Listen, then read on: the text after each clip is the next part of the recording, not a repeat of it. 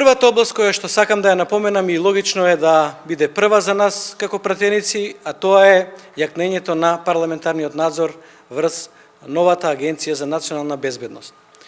Повеќе за собранието преку своето надзорно тело нема да постојат тајни фондови кои што ќе бидат недостапни за контрола и за надзор.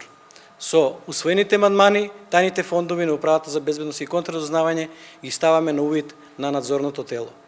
Исто така и целокупното финансиско работење на новата агенција ќе биде предмет на контрола на надзорното работно тело.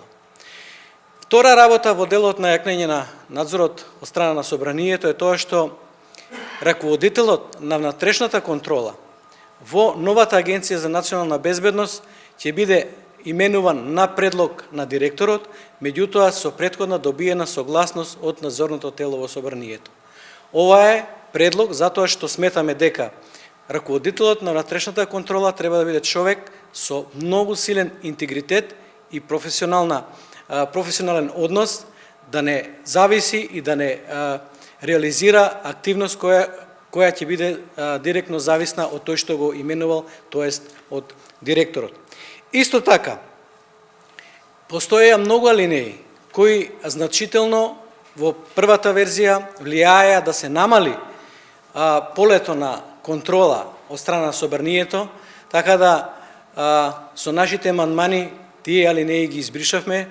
Ќе напоменам една-две, тоа се предлозите да парламентот не може да го контролира начинот за собирање на тајните податоци. Сега тоа нема да стои во законот. Ќе има право парламентарната комисија да има увид во начинот на собирање на тајните податоци.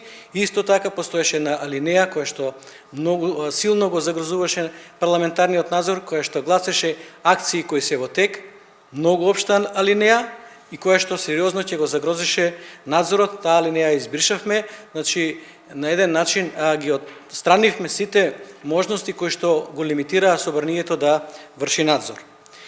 Втора област која што сакам да ја напомнам е подобрување во областа на човековите права, во областа на процесот на селекција и екипирање на новата Агенција за национална безбедност, така да во делот на безбедносните проверки, кои што ќе бидат неопходни за вработување на новите кадри на Агенцијата за национална безбедност, вградивме механизам кој што дава втора шанса, значи секој кандидат кој што при првата безбедносна проверка ќе се констатира дека постои безбедносен ризик, има право во рок од 48 часа да побара повторена постапка.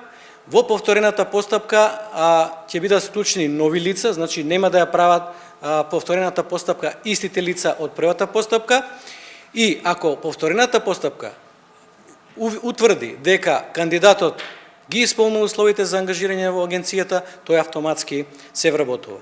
Ако и при повторената постапка се увиде дека кандидатот не може да добие безбедносна дозвола, тогаш на тие лица кои што нормално ги исполнуваат сите други законски услови да работат и екзистират во земјата, им се дава шанса да бидат вработени во друг државен орган согласно нивната подготовка образовна, согласно нивното искуство.